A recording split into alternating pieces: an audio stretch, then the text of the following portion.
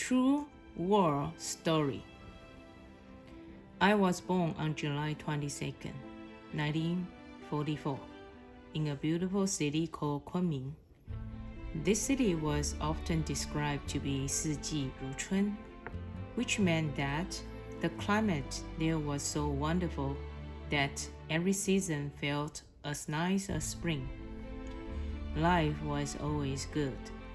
I would always have enough food to eat, a bed to sleep in, and two beautiful parents that loved me with all their hearts. I was always inquisitive about their past, but they would always dismiss my questions with old Chinese tales that I loved. One day, when I was 5, my father left for a business trip. I didn't think much of it at the time. However, it was weird that the next day, Mother told me that we were going on a vacation. She helped me pack my bags, and we were on the train in a matter of hours. I asked her where we were going and if Father was going to come with us. Her response was, "We are going to a beautiful island called Taiwan."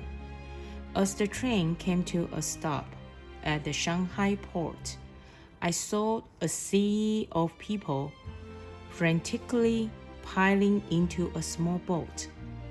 All Mother did was smile and tell me, "People are always in a hurry to get to Taiwan. You are going to love it there." Greeting us outside of the train was Lee, our family friend. He was basically my uncle, and I trusted him as much.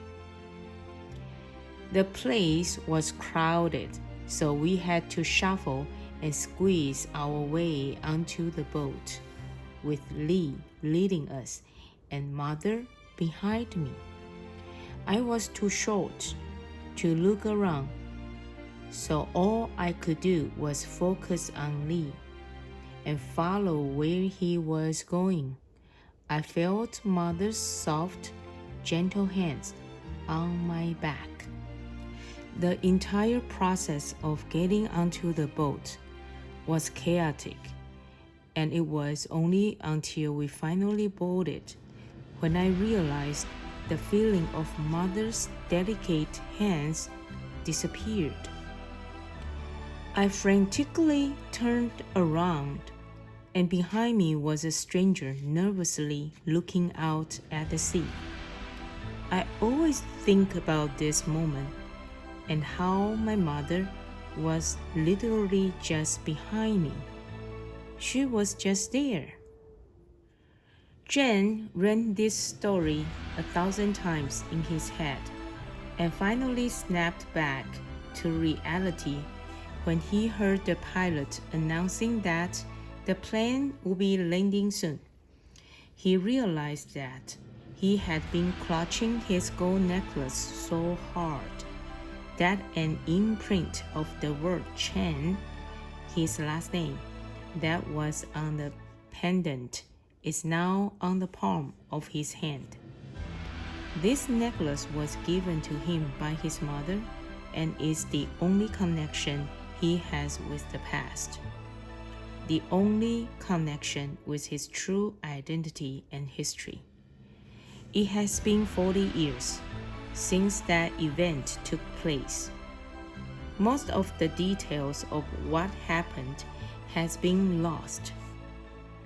Growing up in Taiwan without his parents was hard, and Jen fell back on books to block away the tough times. However, the more he read about what happened in the history books, the more he was confused. How come all the history books discuss the hardships and cruelties the communists imposed on the people of China? But all Jen experienced was peace and happiness. A few weeks ago, Jen received a mail regarding his parents and a way to reconnect with them. Jen immediately packed his bags and boarded a flight to Shanghai. In the midst of the large, busy Shanghai airport sat an old petite woman with her hands folded on her lap. She sat quietly and patiently. On the inside, a million things were running through her head. I still remember what happened like it was yesterday. The train ride to Shanghai felt like an eternity. How I was supposed to act like everything was normal when I knew damn well this might be the last time I saw Jen, my little Jen. Jen, the one I starved for just so he won't be hungry, the one I lost sleep for, to make sure he's safe at night. I watched my little Jen slowly drift away, apologizing under my breath that I couldn't afford another ticket for myself to keep him company. His bright little eyes were frantically searching for me. It took everything I had to not call out his name one last time. I swallowed my words and returned a series of tears emerged onto my face.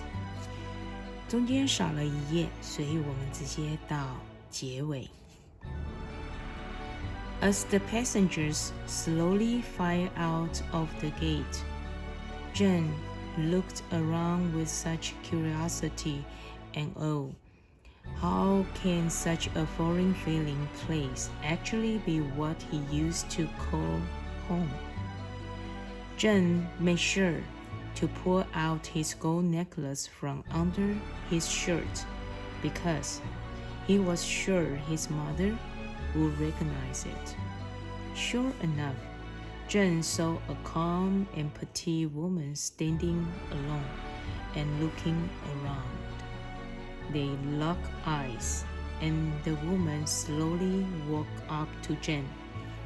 Half a second went by with just silence, as both of them had to take a moment to comprehend what was happening. However, once the woman saw the intense and familiar shine of the necklace that dangled on the stranger's neck, she immediately launched herself onto Jen and embraced him. Both of them broke into tears. Finally, Jen was able to choke up a few words. Mom, how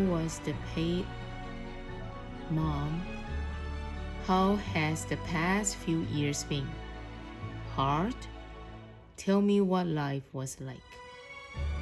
Immediately, the horrific images of what she has experienced during the darkest times in China filled her head.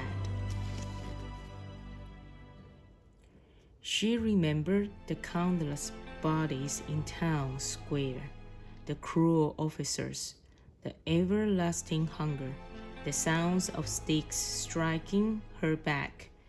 She slowly raised her head and stared into Jen's bright little eyes, put her hands on his cheek, smiled and said, "Good. Life has been good. I'm just glad you are home, son, my little Jen."